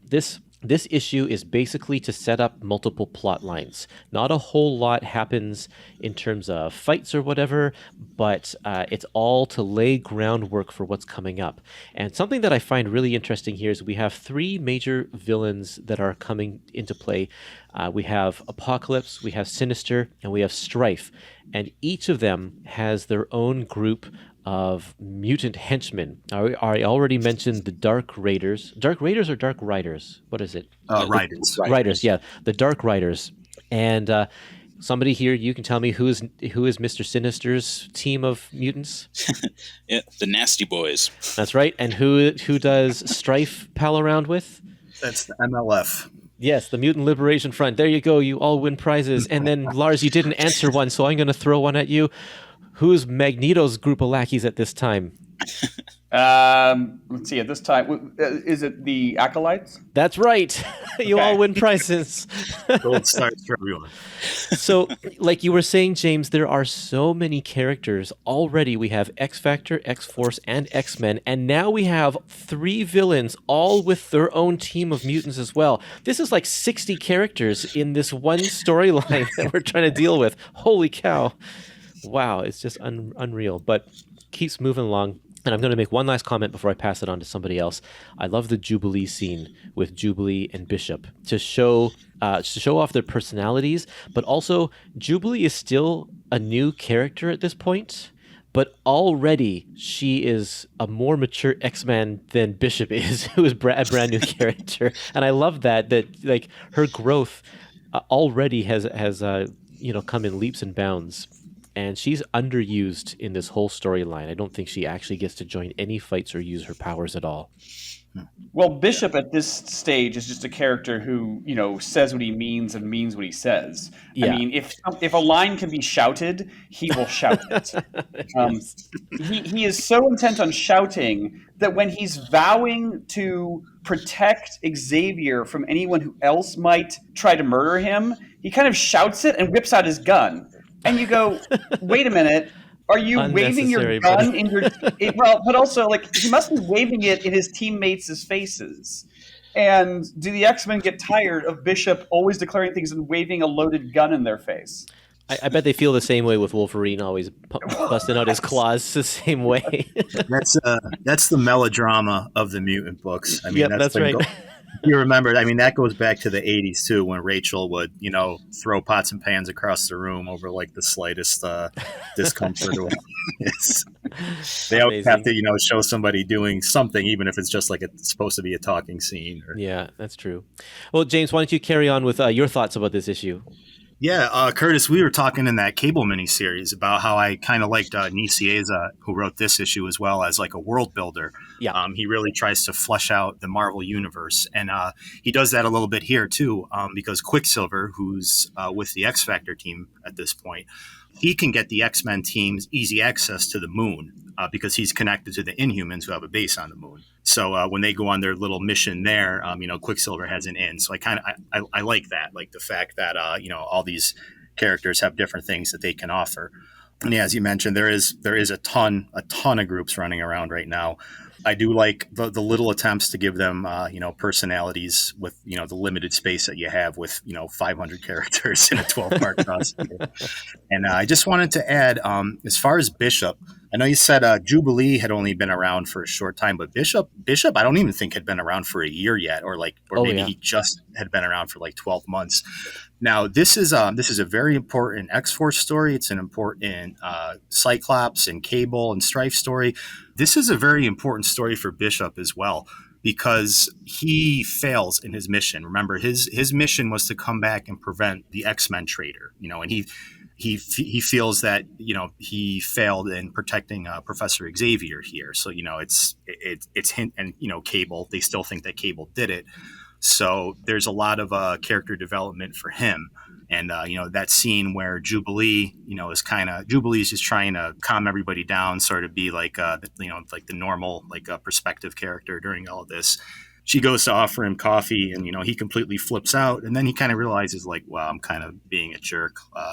Thanks, Jubilee. That's good. As he takes a sip of coffee or whatever. So you really do see more attempts to kind of flesh out his character and give him, more relationships with his teammates. And yeah, I like this as a Bishop character arc as well. Totally. Yeah. And it makes his outbursts make more sense, and the fact that he wants to be the guy that's standing guard at the mansion. Right. Why is Jubilee giving a man this overexcited more coffee? It could be decaf, you never know. It could be decaf. I think it's all her fault. Bishop's character smooths out a lot later on. Later, he becomes the reliable detective, like in Grant Morrison's run. When there's a murder mystery afoot, they call in Bishop because they figure Bishop will be one of the best ones to solve it. Well, because he's a police officer in his other timeline, right? Yes. Right, yeah. Yeah, he's like a paramilitary sort of, not really like law enforcement, like we'd think of it, what he becomes eventually, in the Grant Morrison issues. But yeah, he's kind of like Xavier Security Enforcers, or whatever it was the name of the team. Right. Oh yeah, the XSE. XSE. That's Yeah. right. XSE. Yeah. Jared, what do you have to say about this issue? Well, continuing on with Bishop, I think he's an interesting character, even though he's sort of like a rehash of Cable in a way, from the future, and he has a bunch of guns and kills people. And the rest of the team's like, hey, don't do that. Yeah. But I just have to echo, I think that scene with Jubilee and Bishop is the best scene in this issue. Well, let's move on to X-Force number 16, part 4 of X-Cutioner Song. Take it away, James. Okay, so this is pretty much a fight scene. So we have Sam, aka Cannonball. He's kind of the de facto leader of X-Force.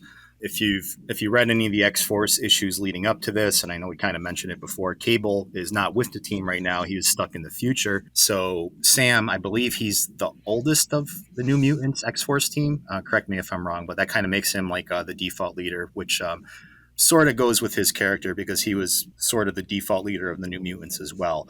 And this is kind of like a coming out story for Cannonball. So his X-Force is fighting the combined X-Factor and X-Men teams, and X-Force tries to escape because they're overpowered. Like they can't possibly fight these guys, and they're eventually captured.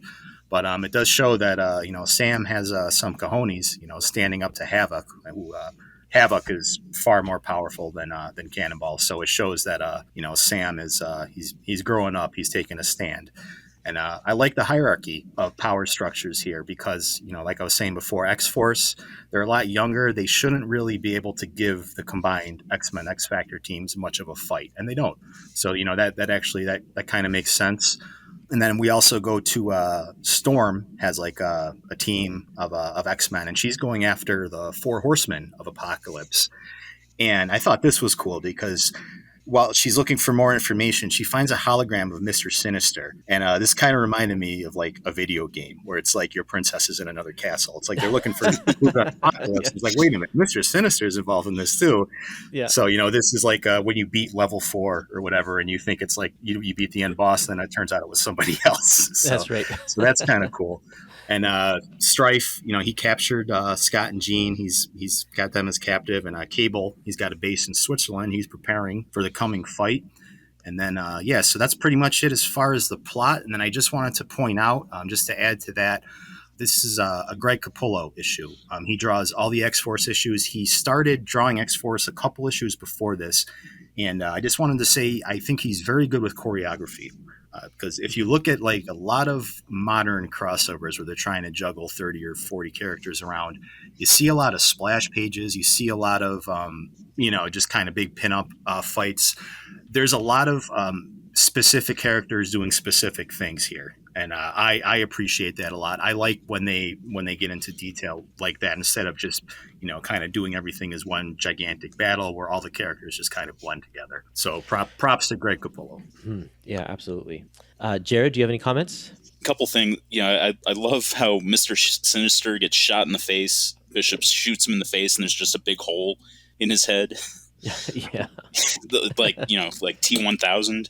And then seeing Cable at his hideout, arming up, and there's that one panel of him that he's just so ridiculously covered in guns and ammo and everything. It's like, sort of making fun of the idea of Cable, just taking it to the absolute extreme. So I have to you're right. He's now put on so many guns because I don't think Cable has super strength. I mean, he can't throw train cars at people. How the hell he is hauling around all those guns and isn't falling on his face? I mean, it's Professor Vic Chalker time from X Factor once again. He should just go down immediately. I will say though. It is if we're being honest, it's a little hard to tell if that is intended as a joke or not. It might be because it could be. It could be that Greg Capullo is like, haha, I'm going to take this just to crazy extremes, or is he just taking it to crazy extremes? I honestly don't know. I took your position there, Lars. And I do think like he's kind of taking the piss with that drawing, because like if you look at all of other Capullo stuff, like yeah, he's a '90s artist here, but you can tell he has a sense of layout, he has a sense of weight and foreshortening and things like that. So I think he's kind of just running with the joke and just making it look as ridiculous as possible. Yeah, I think we have to also remember that he is the artist that followed Rob Liefeld, who established this in the first place. And so, and that was a $1 million selling comic book or whatever. Fans wanted that. And so Greg's delivering exactly that here. I remember too, I know Lars, you said you did work for Wizard. I remember reading Wizard in the 90s, and like I remember whenever there was like something that they were talking about, the excesses of the 90s, like that Cable picture there was like always, it was always included. I mean, good Lord. Yeah. Yeah. And I mean, of course, Greg, because here, I mean, this is good for what it is. Capullo, of course, becomes a really great artist down the road. And it's interesting to see him here in his infancy, because this is not the same artist who is later drawing Batman. Right. But he's going to. The other thing is, I would also like to just add that, yes, I think I would agree with the sentiment that it's good that they play this honestly, in that X-Force is going to lose, because they are outnumbered and they're up against some of the most senior and powerful members of the X community. Of course they're not going to win. If they did pull out a victory, I mean, you'd have to play that really carefully to not make the X characters look like complete fools. Yeah. But they don't do that, so that's fine. Yeah. And I think that's something that kind of gets lost. Like when I was talking before about modern comics, how these giant crossovers are always they're almost like poster books now, where everybody's going toe to toe with everybody. And there does need to be a hierarchy there. There does need to be like a sense of the power scale. Like certain characters just simply shouldn't be able to go up against certain characters. And I kind of miss when the Marvel Universe, they remembered to show that. Well, there's the one scene at the end here where Cannonball, Feral, Sunspot, and Siren are all running away, and because one person is after them, it's Wolverine. And Wolverine kind of takes out all Wolverine's of them. 40 people. Yeah, exactly. And it's like, so it's portrayed very, very well here. Like that's accurate. Yeah. One other thing I want to point out is right before that scene with Wolverine, Scott and Jean meet Strife for the first time, and this is an important encounter because of who Strife is, or who we're going to find out more about Strife later. But this is the Marvel method at work, I think, here, because I'm pretty sure they're still doing the Marvel method at this point, where the writer would give an overview, and then the penciler would kind of lay out the issue, and then the writer would go back and script all of the dialogue into the action. But right at the beginning here, and on this page, right above Strife's head, we have a panel with Scott and Jean, and Scott says, "Where are we?" And Jean says, "How did we get in uniform?" I'm pretty sure that Greg Capullo didn't realize that they weren't in uniform when they were captured, when he was drawing this thing. And so when Nicieza goes to script this issue, he's like, "Oh, I better put in some dialogue so that we have a reason why they're all of a sudden in costume." I mean, it's not an explanation. It's just an acknowledgement that there was a mistake made in the artwork, I think. Yeah.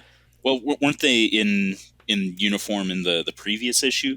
I know they weren't when they got captured, but in the... Oh, yeah, I guess so, with Jay Lee. X-Men 14. Yeah. And Jay Lee, both the X Factor and X-Men one. Yeah. Okay, so somebody made a mistake along the way. That happens so many times in these large crossovers, though, where sure. You got so many cooks in the kitchen, and certain artists are, one guy's at page 16 while the other guy's still trying to work on page 2, and stuff just gets. I get it. Yeah, it's hard to get everybody on the same page when there's so many moving parts. Yep, it's just fun to point them out afterwards as well. Great. Well, if we have no more comments about this one, let's keep on going over to X-Cutioner Song Part 5, Uncanny X-Men 295. This is yours, Lars. Yeah, basically at this point, a side team of X-Men with Colossus, Storm, Beast, Quicksilver, Angel, Iceman engage Apocalypse. And much of this issue is just a big fight scene. And first, X-Force is thrown in the Husgau, as it were. They're just imprisoned by the X-Men. And Colossus's team goes after Apocalypse. And Apocalypse mops the floor with them, basically, which, is perhaps as it should be, because Apocalypse is pretty powerful. I do really like the cover. It's a bit of a sparse background, and yet somehow that arrangement, that fluid arrangement really works for me. And the power of the characters really comes across. There's a couple things about this that don't work. There is, unfortunately, a really cringeworthy scene where Apocalypse, having defeated all the X-Men that are sent after him and knocked the stuffing out of them, goes, well, maybe I should kill them, but to kill them while they're unconscious, it just seems unseemly. And, okay, that is a bit of bad writing no matter what, because, and it kind of become a thing in, like, bad movies and TV. It's like, I've defeated the heroes, but I can't kill them because it wouldn't be crickets. But it's doubly bad coming from Apocalypse because his whole shtick is survival of the fittest. He, by his nature, should have no problem just snapping their necks while they're unconscious. But we can't have 6 dead X-Men because that would be a problem. This moves along. It ends on the point of Wolverine and Bishop catch up with Cable. That's going to lead into the next issue. There's obviously a nice, fight or discussion brewing there. I will say that by this point, I think the Scott and Jean scenes are starting to get a little tedious because there's just Strife is just kind of going ooga booga booga at them, and it's not really clear why. And at a certain point, you have to give some context what's going on. I'm like, okay, he's going ooga booga booga. But yeah, this keeps the action moving, and it ends on a really nice cliffhanger. I think you nailed the point there that each issue, because if someone only has a subscription to Uncanny X-Men, everybody has to put each subplot into every issue, and so they're not ready to fully deal with that subplot at this time of the story, but we still have to have it in here so that people who are only reading Uncanny X-Men still get a little glimpse of that storyline. I really like Brendan Peterson a little bit later in his career, but at this point I think he's probably the weakest artist out of all of them who are in this collection here, in this storyline. I think that he just he doesn't quite have the same flair as some of the others, and his sense of storytelling is just not quite as refined. And you look at some of the pages, like, let's say, on page 210, when Apocalypse defeats Beast, it doesn't even really make sense what he's doing to Beast. It's just maybe an energy blast or something, but it shows Beast flying backwards, and then the panel below shows him flying backwards into Storm, and then the panel below shows him flying into Storm into a window. I really think that the flow of action could have been arranged a little bit differently so that we could have like all of that happening maybe in one panel or 2 panels. We didn't need that third panel or some. I don't know. There's something off about just the flow of action there that I think the other artists would have handled it a little bit better. Yeah, and also in that third panel, you've got Quicksilver there just staring at Beast and Storm flying out the window, and you just think like he's fast enough to caught him. Where's your super speed, buddy? Yeah, but he's just, I don't know, just standing there. So I totally get what you're saying. It is a little awkward. Yeah, I was gonna say pretty much all the artists on this crossover are at the very, very early stages of their career at this point. I know Capullo had Quasar under his belt before this. Kubert did Ghost Rider. Who else was on? Jay Lee, he did Namor. What did Brandon Peterson do before this? I'm struggling to think of any examples. Yeah, well, it could be that he's pretty new, but that would be quite something to because he was the launch artist for Uncanny at this reboot, right? Or no, that was Will's Portasio. That's right, of course. The whole image thing happens, and then he's kind of brought in as a cleanup hitter. That's right. But I do agree, though. He gets better later, but he's probably I agree. I think he's the weakest artist out of these 4. But he's just starting out, like you say. He's learning a lot, and he does get. By the time Heroes Reborn hits, and he is involved in that, like I love his stuff at that point. I think he's really great. Okay, James, do you have any comments about this issue? Yeah, just quick. I was just going to say, I do like the idea that Apocalypse is weak here. Like, so he was like in some kind of hibernation or something. So that definitely casts Odin doubt sleep. on his own version of the Odin sleep. So that casts doubt on exactly how involved he is in this. You know, he's been sleeping since I'm trying to think of the last time we saw Apocalypse. I think maybe the X Factor storyline where they send Nathan to the moon. Right. The story called Endgame in X Yeah. Factor 65 to 68 or something like that. Yeah. So he's been out of circulation for a couple years. So I do like that they did that.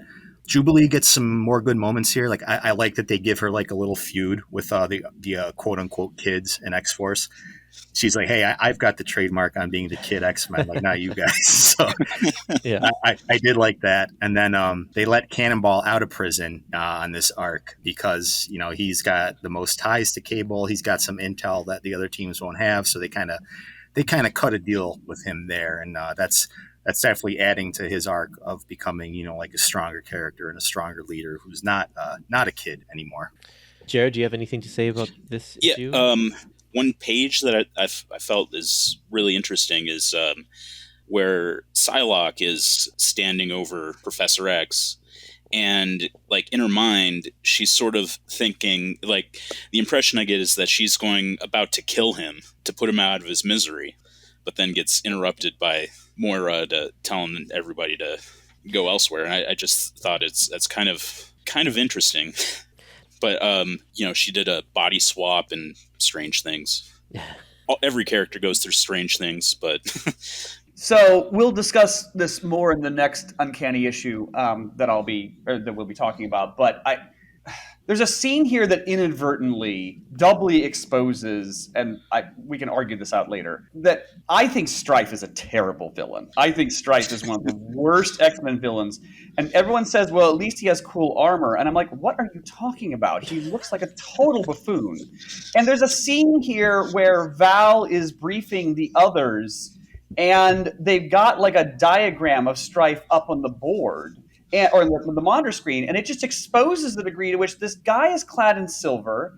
He looks like a stripper pole with a radiometer on the top of his head. I mean, what are those fins even for? They can only be a radiometer to make it spin around, you know, if light's there, and with a cape thrown on. He looks like a complete fool. And somehow, when they're having this briefing, how the X-Men are not curled over in laughter, just pissing themselves, I don't know. It's a remarkable feat. They are true professionals. In that same scene, Strong Guy holds up a glove that there's one scene in a past X Factor issue where Strife is going through a portal, the Zero portal, and the Mutant Liberation Front is pulling him by his feet from one side, and X Factor is pulling him from his arms from the other side. This tug of war through the portal, and then they make off with Strife's glove in the end. It's like pretty funny, but it's like I always wonder, to what degree do the other writers pay attention to what is happening in the other books, because that was just a small throwaway scene in X Factor 77, but Scott Lobdell picked up on it and decided to write it into the story here.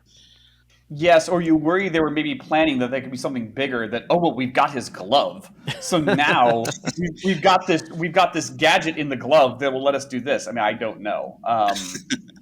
It's a bit much. I mean, Jubilee even makes fun of the guy. She's like, well, for all we know, that Strife could be Cable walking around with an ice bucket on his head. I love it. Like, that's so great. It's true. He does look like an ice bucket. I find it impossible to take this guy seriously. I really do. Yeah. Okay, fair enough. Yeah. He is not one of the greatest of X villains, that's for sure. I want to see him in a movie. There are two other more interesting X-Men villains in this storyline too, but Strife is the personification of all of the elements of 90s mutant comic melodrama rolled into one character. Yes. In what regard? Please elaborate. In what regard? I was just going to say, the way he talks, like everything's like Shakespeare, the way he looks, the fact that there's so much mystery around him. We kind of know what his powers are, but then we kind of don't, because he kind of just does whatever the plot requires him to do. So that's 90s 90s X-Men. Yeah, it's bad. It's just bad, but that's just me. I like him though. I'm not afraid to There you go. Yeah. Okay, so before we move on, I want you to look at the cover to X Factor number 85. And Stunning.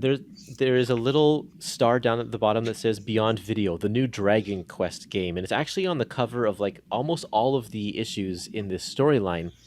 Do you remember? I remember when seeing this. It's Dragon Quest was trying to be a Dungeons and Dragons type game, and it just had a different game mechanic, and it actually did really well. But the advertising in these issues was so over the top. It had both inside covers, it had the back cover, and it had a 6-page insert in the middle just about Dragon Quest. I think there was a total of 10 pages of Dragon Quest advertising in each one of these issues, with no other advertising. I can't imagine how much Dragon Quest was paying to get their advertising in these issues. It's unreal. Yeah, it was like they printed it on like magazine paper too, where like the comics were still on like the sort of pulp paper at this point. And I remember I actually had a friend that had that, but we were only like 10 years old, I think, at the time, and we were too stupid to figure out the rules. We put in like the VHS tape, and then we watched it for like a half hour, thought it was cool, and then like we went outside to play like a half hour later. Very nice. Okay, Jared, why don't you take us through X Factor 85? All right. X Factor 85 called Schnicks and Bones. Or however you say that. Yeah. Well, this is the big confrontation between Cable, Bishop, and Wolverine. They meet at the end of the last issue, but they have a bit of a fight in this one. But then it's revealed that Cable manages to convince Wolverine that he was not the one to shoot Professor X, and Wolverine agrees because he didn't smell right, or didn't smell the same as Strife. And then meanwhile, the rest of the X-Men go to track down and put an end to the Mutant Liberation Front, and big battle there. Best part of that, I think, is when Archangel accidentally cuts a dude's head off. You're right. Anyways, nothing is really resolved here. The fight with the Mutant Liberation Front continues to the next issue. But again, this is Jay Lee, and it's amazing artwork. And I think Strife looks much better here than in the previous issue. Still ridiculous, but I think Jay Lee draws him better than Brandon Peterson. Well, I think Jay Lee draws him better by showing less of him. That's true. Yeah. All we see is his head, which is okay. Good, you've narrowed it down to the head. Right. Yeah. Lars, do you have any comments about this issue? This is a really great issue. I think Jay Lee's art is always interesting to look at. It's really fascinating, even if I can't automatically follow it. So Bishop and Cable have not met before now, have they? I don't think. No, I don't think so. No. Right. No. Now, as you say, they are kind of in the same mold. So it is a bit interesting to have these three characters throw down and see how they can settle their differences. There's an amazing splash page, well, I think it's meant to be, where Bishop tries to blast Cable and he ducks. I get that. It has the unfortunate effect of coming across that Bishop, in his rage, has decided to shoot the ceiling. Yeah. Which is less effective. It's always interesting. Wolverine's claws in Jay Lee's hands have somehow gotten twice as long. It's like they're silly putty, and he's just kind of, wheedling them out. Another great crotch shot from Bishop. Jay Lee does love his crotch shots. Yeah, a constantly interesting issue. Also with Peter David's character work, and also with some great jokes, because I do love the joke. It's such an obvious joke when Bishop shoves his gun into Cable's face and starts screaming, and Cable just goes, "You should really switch to decaf." That's a very Peter David line, and goes nicely with that Jubilee coffee scene we were talking about. Absolutely. Yeah, so this is an interesting issue, and I can see where Peter David's complaints are talking about being pulled into this series, because this issue doesn't have anything to do with X-Factor. X-Factor's not on the cover. X-Factor barely makes an appearance. And I think the only person we really see is Havoc, who has like 2 lines or something. Oh no, Polaris is here too. But anyway, it's not an X-Factor issue. It features X-Men and X-Force. So very, very interesting choice to do that. But I mean, you got to go where the story is flowing, right? And so I guess that's just happens to be where this happens to fall. Yeah, I mean, like I say, I enjoy it, but the main characters here are Bishop, Wolverine, and Cable, none of whom are in X-Force. By the way, the cliffhanger is also a bit weak. I beg your pardon, X-Factor, I'm sorry. The cliffhanger last time was really good because when Bishop and Wolverine confront Wolverine, you do go, oh, I'm interested. What's going to happen next?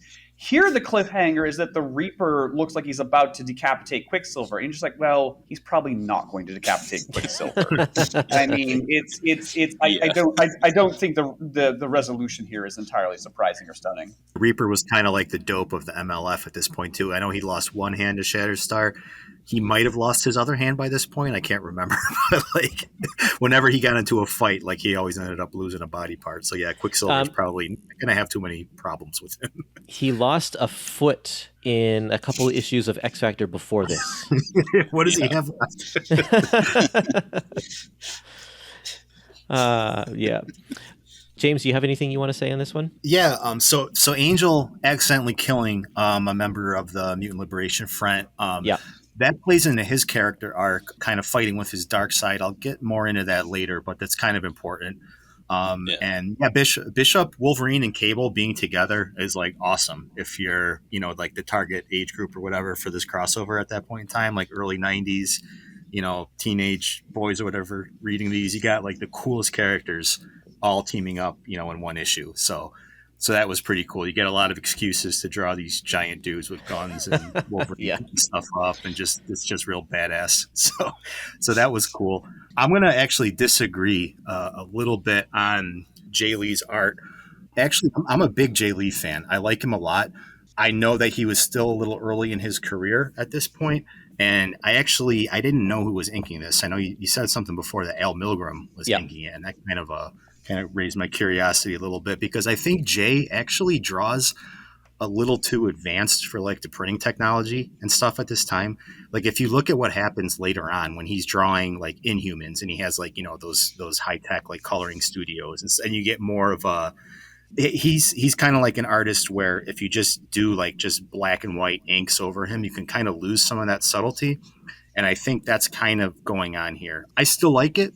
I just think that, probably because I was introduced to him much later on. Like, I don't think I was buying the X-Factor issues like real time when this was coming out.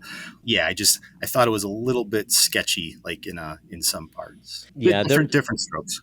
There are definitely parts where I'm like, what the heck are we looking at? Like on page 237, Gambit's face in the bottom corner is like, what kind of face is that? Yeah. Again, without seeing what the actual original pencils looked like, it's hard to say. Like I say the same thing about like Jim Lee's stuff from like the late 80s. Like he was drawing so detailed that like it just didn't come through on like the quality of paper that they were using. Like it would get muddy, but then you look at it when they reprinted on nice paper and it's like, oh wow, this looks amazing. But yeah, they were kind of I guess it's like a criticism without really being a criticism, because they were ahead of their time. So. I really like it, but only often, when you sit down and study it a bit more, there are some narrative clarity issues where you are somewhat sitting there going, what on earth is happening? Yeah. I mean, I know that I like the art and I enjoy it, but in terms of trying to follow the story, it can be a bit challenging, yeah. And then he's a very serious artist. Like, and Peter David, this isn't typical Peter David, but when you think of Peter David, he's like, a kind of a lighthearted, he's got a lot of jokes in his writing. And I think there's a little bit of a styles clash there, but maybe that's just me. I just tend to gravitate toward the more alternative side of comic artists anyway. So, looking through this book and looking at all of the people who fall into that Jim Lee camp, and then having Jay Lee as the one that's daring to be different or whatever. I just appreciate that he's not trying to conform in the same way that a lot of artists at the time were trying to do. I get it. Yep. I do kind of wonder how Jay was allocated to this because, he wasn't the regular X Factor artist. He never did any other X Factor issues besides this, right? I think he just did these three. Just these three, yeah. No, so what and he's not the full artist on X-Cutioner's song. So quite what made them think we'll just interrupt Peter's normal, flow of artists and just tack this guy in. I mean, I enjoy it, but it's not representative of X Factor at all. That's a good point too, because they have so many like Jim Lee kind of clones like at this point that they could have just put any one of those guys on those X Factor issues, but they chose somebody whose style is so different. Yeah, I wonder editorially, like what were they thinking at that time? Well, I know that Larry Stroman was either having some deadline issues or something. Like he was kind of off and on the book a couple issues before, and then I think Jared, you told me that he was moved over to Image. He was part of the Image exodus. And so I wonder if they just kind of needed someone in a pinch because those Image guys didn't really give a lot of notice. Yeah, he was like wave 2 of the Image exodus. Like he went over like a year into the thing, and I forget what he worked on, but he had some project around that time. So I wonder if there's a combination. And we also know Al Milgrom is famous for being fast. So if they really needed someone in a pinch and Jay Lee was kind of the guy available and Al Milgrom could do it quick, then here we go. We have a new creative team. Al Milgrom and Jay Lee does not sound like a good combo on paper in my head. Yeah, no kidding. Yeah. Well, I think the Jay Lee art is somewhat similar to the Larry Stroman. Like more similar. They're more similar than say Jay Lee is with Andy Kubert. That's true. That is true. Yep, that is a good Stroman point. was doing his own thing at this point. There's, I mean, say what you want about his art or whatever, but there's nobody out there that was aping his style. He was completely his own thing. Yeah, it was great. I enjoyed Stroman's run on X Factor, and so I can definitely see your point there, Jared. If they were looking, they probably weren't looking for a Jim Lee clone. Yeah, I guess that would make sense because X Factor always kind of was like the quirkier X-Men title of this time, so maybe they wanted to keep up that tone. And if you look afterwards, like the person who replaces Jay Lee is going to be Joe Quesada, who also is, I would say, more along the lines of Stroman than Jim Lee. Yeah. So, yeah. Yeah. Very interesting. Very interesting. Well, okay, I think we're going to stop our episode for the time being right there in the middle of this. We've been going on for a long time now. We still have half of the X-Cutioner song to go. So we're going to pick this up again next week for all of you who are following along and continue our story there. I want to thank you, James and Jared and Lars, for taking the time. For those of you listening, there were a lot of behind-the-scenes complications to get this episode out. So I really want to thank the three of you for bearing with me and bearing with all of our technical difficulties as we worked out how to make this roundtable happen. I'm glad it worked out. Having to record it 3 times just made us better. Yeah. Right. Yeah. Thanks, guys. It was a lot of fun. Yep, definitely. Okay, so for everybody who wants to know, you can follow us on Facebook, Instagram, and Twitter, and on YouTube. Just search for Epic Marvel Podcast. We also have a Facebook group where we talk about Marvel's Epic collections all day and every day. And I think Lars wants me to mention that he wrote a couple of Doctor Who books. I do? Oh, I do. Sure, yeah. Of course you do. Why not? Well, since you're not paying me, Kurtis, again, I'm taking payment in that thing that writers prize the most: exposure. And so if there's any Doctor Who fans listening, I, with Lance Parkin, co-write A History, which is the definitive Doctor Who timeline, rolls nearly 2,500 Doctor Who stories into a single timeline, and is almost 1 million words long. Oh, wow. So a great birthday present. Yeah. Great. Yeah, that sounds amazing. I want that. It's a lot. It was a lot. Yeah. Well, there we have it. I'm going to leave it at that, and we'll see everybody again next week for the last half of X-Cutioner's song.